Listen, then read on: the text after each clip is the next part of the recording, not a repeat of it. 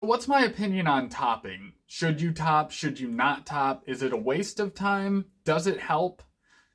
We'll see. We'll see what I think. I'll explain my whole opinion on topping. It definitely has changed over the years, but we're gonna get into it. If this is your first time here, please hit the like button to boost this video in the algorithm so more people can see it, and also hit the subscribe button so you can learn more about cannabis growing, get more of my opinions if you find them valuable, and kind of learn how to grow along with me. It's kind of cool around here, so you should definitely join the community. But other than that, how do I feel about topping?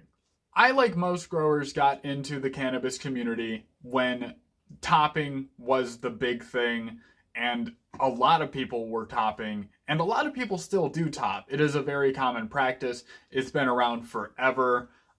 It does have benefits, and it's one of the first things you hear of that you hear is going to boost your yields, but I feel like it doesn't help as much as people lead it on to help.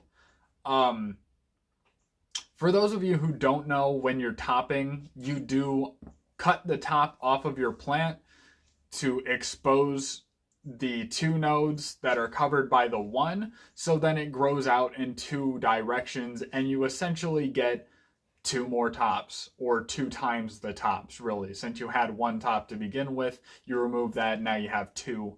Or a similar technique, which I'm not going to specifically talk about, is called fimming, which involves cutting off a lot of that matter, but not quite cutting the top off.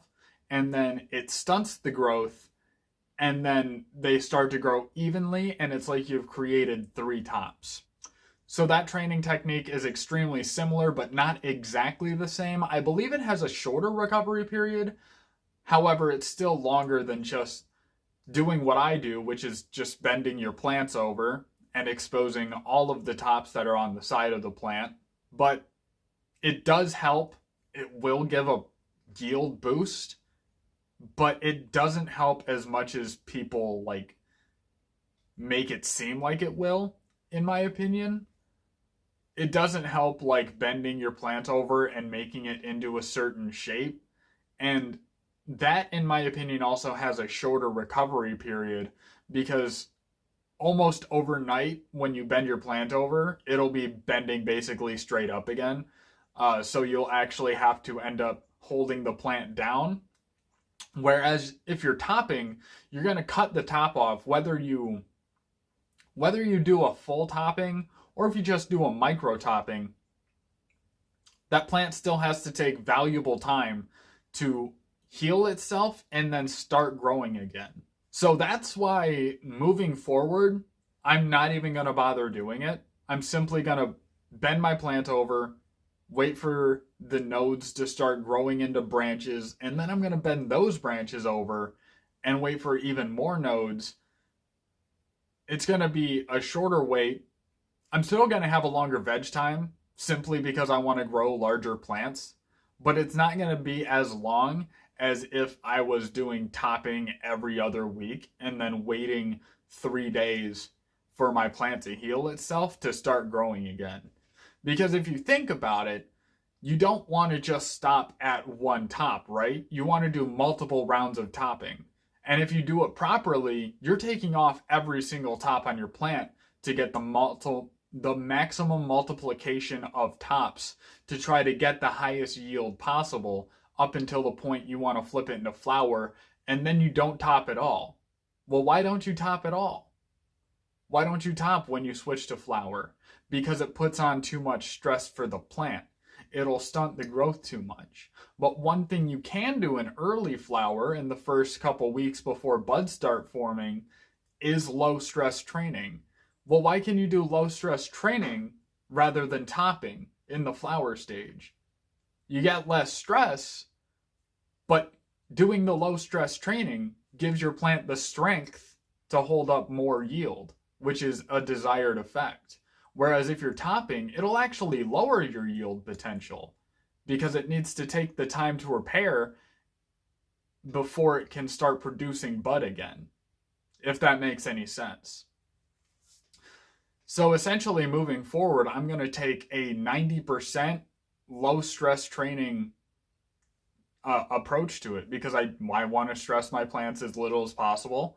I'm still going to transplant, which is why I say mostly low stress training, because moving your plant to a bigger size pot is extremely stressful. There's ways you can make it less stressful, like doing it on a feeding day with the anti-stress properties and the nutrients, or also using certain bacteria can also help with that process, help with the transplant shock. But overall, I would say avoid topping if at all possible.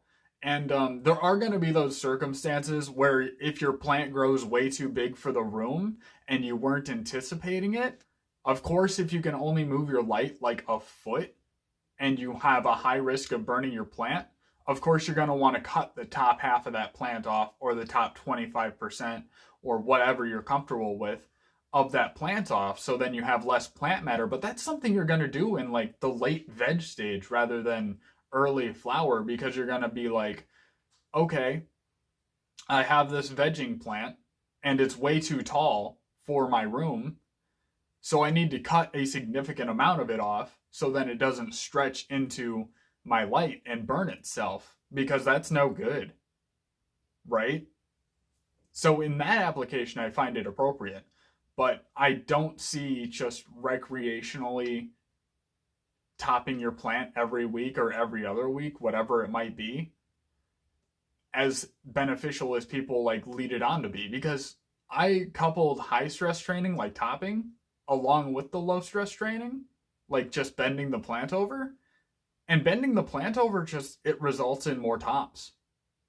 Because if you wait until your plant is like 6-8 nodes tall, which if you're keeping your light at an appropriate level and your plant is having tight node structure, that's not a very tall plant that you can start bending over, and then it has a really strong foundation to hold up all those branches.